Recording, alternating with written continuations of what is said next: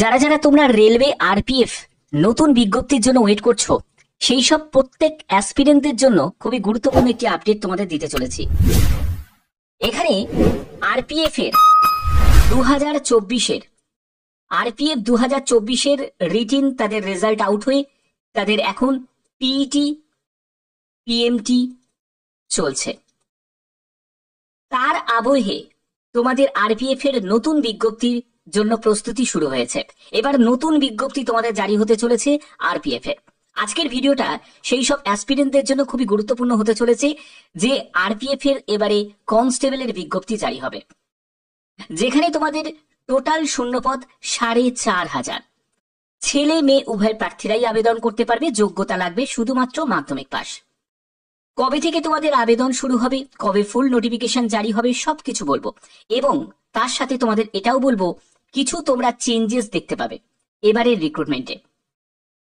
সবকিছু বলবো এই ভিডিওর মাধ্যমে।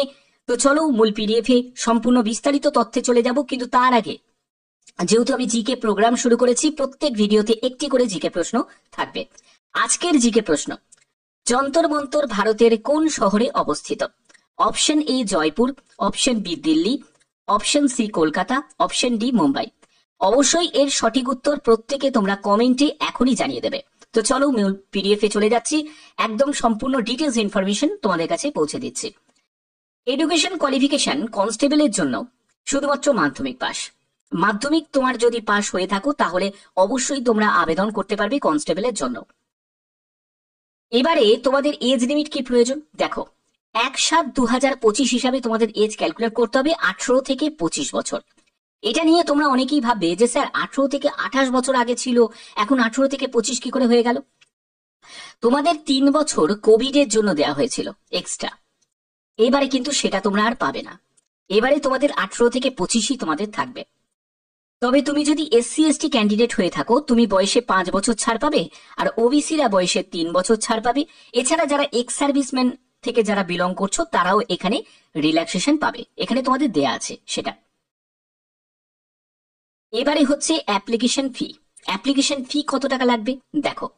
ইউআর ইডব্লিউএস ওবিসিদের 100 টাকা লাগবে। SC ST ex serviceman female ক্যান্ডিডেটদের কোনো আবেদন মূল্য লাগবে না।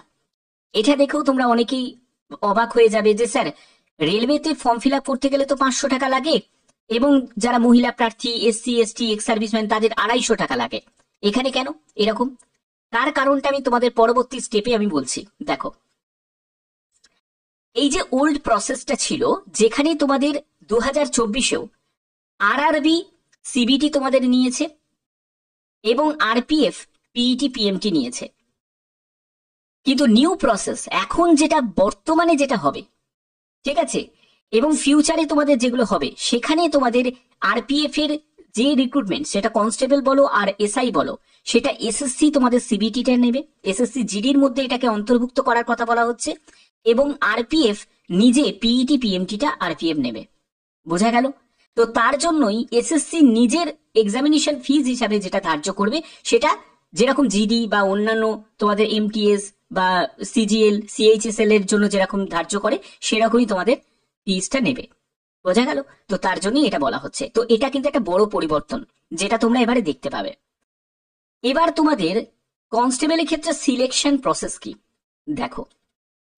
এখানে তোমাদের কি স্টেপ থাকে? প্রথমে সিবিটি এক্সাম হয়, তারপরে পিইটি পিএমটি হবে, এবং তোমাদের সর্বশেষ যেটা থাকে সেটা হলো ডিবি থাকে, এবং ডিবির পরে তোমাদের আর একটা স্টেপ, যেটা তো বললে নাই, সেটা হলো মেডিকেল টেস্টও তোমাদের হবে। মেডিকেলের ক্ষেত্রে কি ক্যাটাগরি মেডিকেল স্ট্যান্ডার্ড এবং তার জন্য কি কি এলিজিবিলিটি আছে সেগুলো আমি তোমাদের সব বলবো। একদম স্টেপ বাই স্টেপ দেখো, প্রত্যেকটা ইনফরমেশন তোমরা পাবে।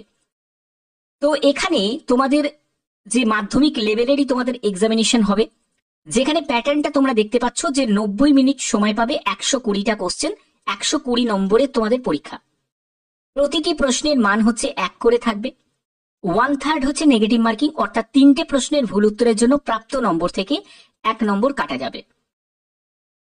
এবং এখানে তোমাদের কোয়ালিফাইং যে মার্কস গুলো দেয়া, মানে পার্সেন্টেজ গুলো দেওয়া আছে, এগুলো তোমাকে পেতে হবে, কিন্তু এগুলো জাস্ট কোয়ালিফাইং তোমাদের দেওয়া হয়েছে। কিন্তু তোমাদের মার্কস তুমি যত তুমি স্কোর করতে পারবে ততই তোমার মেরিটে জায়গা হবে। ঠিক আছে? এবার হচ্ছে তোমাদের সিলেবাস। দেখো অ্যারিথমেটিকের ক্ষেত্রে 35 মার্কস থাকবে, 35 কোশ্চেন থাকবে, যেখানে তোমাদের number system, whole number, decimal, fraction, তারপরে রিলেশনশিপ বিটুইন নাম্বারস, তারপরে ফান্ডামেন্টাল অ্যারিথমেটিক্যাল অপারেশন থাকবে, পার্সেন্টেজ থেকে থাকবে, রেশিও প্রপোর্শন থেকে থাকবে, profit and loss, interest, average, সব এখানে তোমাদের থাকবে। জেনারেল ইন্টেলিজেন্স অ্যান্ড রিজনিং এর উপর 35 মার্কস থাকবে। এখানে এই সব সাবজেক্টগুলো যেগুলো দেখতে পাচ্ছ সেগুলো তোমাদের থাকবে। এগুলো যারা তোমরা পরীক্ষার রীতিমতো দাও তাদের কাছে এগুলো ভালো মতোই জানা আছে। জেনারেল অ্যাওয়ারনেসে 50 মার্কস থাকবে, যেখানে কারেন্ট অ্যাফেয়ার্স ইনক্লুডেড থাকছে। সেখানে তোমাদের জেনারেল অ্যাওয়ারনেস থাকবে, ইনভায়রনমেন্টালের উপর তোমাদের প্রশ্ন থাকবে, তারপরে বিভিন্ন টেস্ট নলেজ, কারেন্ট ইভেন্ট, তারপরে স্ট্যাটিক জিকে থাকবে, general polity, economics, geography, Indian constitution, sports, general science, history, arts and culture, এগুলো সবই তোমাদের থাকবে। ওকে, তো এর পরবর্তী হচ্ছে তোমাদের চলে যাবে পিইটি পিএমটি। এই যে পিইটি পিএমটিটা হবে সেটার সম্পূর্ণ আরপিএফ নিজের তত্ত্বাবধানেই করাবে। যেখানে তোমাদের পিইটির ক্ষেত্রে দেখো তোমাদের কনস্টেবল মেলের জন্য 1600 মিটার একটা রান হবে, যেখানে 5 মিনিট 45 সেকেন্ড তোমাদের সময় দেওয়া হবে, এবং লং জাম্প যেটা হবে সেটা 14 ফিটের লং জাম্প হবে, হাই জাম্প হবে হচ্ছে 4 ফিটের একটা হাই জাম্প হবে। ফিমেল ক্যান্ডিডেটদের 800 মিটার রান হবে, 3 মিনিট 40 সেকেন্ড সময় পাবে, লং জাম্প হবে 9 ফিট এবং হচ্ছে তোমাদের হাই জাম্প হবে হচ্ছে 3 ফিটে। এরপরে হচ্ছে পিএমটি, ঠিক আছে, ফিজিক্যাল মেজারমেন্ট টেস্টের ক্ষেত্রে দেখো ইউআর, ইডব্লিউএস, ওবিসি ক্যান্ডিডেটদের, মেল ক্যান্ডিডেটদের হাইট তোমাদের 165 সেন্টিমিটার এবং তোমাদের ফিমেল ক্যান্ডিডেটদের হাইট হচ্ছে 157 সেন্টিমিটার। চেস্টের ক্ষেত্রে বলছে যে এক্সপেন্ড করে আর এক্সপেন্ড না করে, এটা শুধুমাত্র মেলদের ক্ষেত্রে, যদি এক্সপেন্ড না করে 80 তোমাদের সেন্টিমিটার হতে হবে এবং এক্সপেন্ড করে মানে বুকের ছাতি ফুলিয়ে 85 সেন্টিমিটার হতে হবে। এসসি এসটি হলে রিল্যাক্সেশন আছে, 160 সেন্টিমিটার হচ্ছে হাইট হতে হবে মেল ক্যান্ডিডেট, আর এসসি এসটি যদি ফিমেল ক্যান্ডিডেট হয়ে থাকো তাহলে 152 সেন্টিমিটার হাইট হতে হবে। এবং এখানে এসসি এসটিদের ক্ষেত্রে মেল ক্যান্ডিডেট 76.2 সেন্টিমিটার হচ্ছে বুকের ছাতি না ফুলিয়ে, আর বুকের ছাতি ফুলিয়ে হচ্ছে 81.2 সেন্টিমিটার। এবং গাড়োয়ালিস, গোর্খাস, যারা মারাঠাস আছে বা আদার ক্যাটাগরি থেকে যারা আছো তাদের ক্ষেত্রে কিন্তু রিল্যাক্সেশন আছে, হাইট হচ্ছে 163 সেন্টিমিটার মেল ক্যান্ডিডেট, 155 সেন্টিমিটার হচ্ছে ফিমেল ক্যান্ডিডেটদের, 80 সেন্টিমিটার বুকের ছাতি না ফুলিয়ে 85 সেন্টিমিটার। তো আশা করি ব্যাপারটা ক্লিয়ার। এবার তোমাদের একটা গুরুত্বপূর্ণ জায়গা, সেটা হলো যে কনস্টেবলের ক্ষেত্রে তোমাদের বেতন কত টাকা থাকবে। দেখো এই বেতন সঙ্গে তোমাদের আদার্স যেসব অ্যালাউন্স গুলো আছে, তোমরা জানো একটা সেন্ট্রাল গভর্নমেন্টের চাকরিতে অনেক অ্যালাউন্স থাকে, সেই সব অ্যালাউন্স গুলো তোমাদের যুক্ত হয়ে যাবে এবং যুক্ত হয়ে তোমাদের বেতন প্রায় শুরুতে তোমাদের 31,500 টাকা মতো তোমাদের শুরুতেই এক্সপেক্টেড বেতন তোমাদের থাকবে। ওকে, এবং লেভেল 3 অনুযায়ী তোমরা বেতন পাবে। মেডিকেল ক্যাটাগরি হচ্ছে তোমাদের B1 ক্যাটাগরি মেডিকেল ক্যাটাগরি, এবং যারা ফিজিক্যাল হ্যান্ডিক্যাপ যারা আছো তারা নট সুইটেবল, অর্থাৎ তারা আবেদন করতে পারবে না কনস্টেবলের জন্য। এসআই এর জন্য কোনো পিডব্লিউবিডি ক্যাটাগরি থেকে কোনো ক্যান্ডিডেট আবেদন করা যাবে না, ঠিক আছে। এবং এখানে তোমাদের মাধ্যমিক পাশের যোগ্যতা B1 ক্যাটাগরি মেডিকেল স্ট্যান্ডার্ডের মধ্যে কি আছে দেখো, এখানে ডিস্টেন্স ভিশন তোমাদের চেক করা হবে, যেখানে 6/9/6/12। এটা নিয়ে অনেকের প্রশ্ন থাকে যে স্যার গ্লাসেস হলে কি অ্যালাউ আছে, তো দেখো উইথ অর উইদাউট গ্লাসেস, অর্থাৎ চোখে চশমা পরে অথবা না পরে 6/9/6/12 তোমাদের দৃষ্টিশক্তি থাকতে হবে। এবং 4 ডায়োপ্টার যেন লেন্সের পাওয়ার যেন 4 ডায়োপ্টার এক্সিট করে না যায়, তার মধ্যে যেন থাকে। এবং 0.6 সেটা হলো নিয়ার ভিশনের ক্ষেত্রে, উইথ অর উইদাউট গ্লাসেস একটা রিডিং অর ক্লোজ তোমাদের ওয়ার্ক করার জন্য। কালার ভিশন টেস্ট হবে, যদি তোমার কালার ব্লাইন্ডনেসের সমস্যা থাকে তাহলে কিন্তু আবেদন করো না, রিজেক্ট করে দেওয়া হবে। বাইনোকুলার ভিশন টেস্ট হবে, ফিল্ড ভিশন টেস্ট হবে এবং তোমাদের নাইট ভিশন টেস্টও হবে, ঠিক আছে। তো এই হচ্ছে মেন ব্যাপার। এবার হচ্ছে নতুন বিজ্ঞপ্তি কবে জারি হবে। দেখো তোমাদের সব থেকে বেশি সম্ভাবনা যেটা আছে সেটা হলো আগস্ট মাসে নিউ নোটিফিকেশন জারি হওয়ার।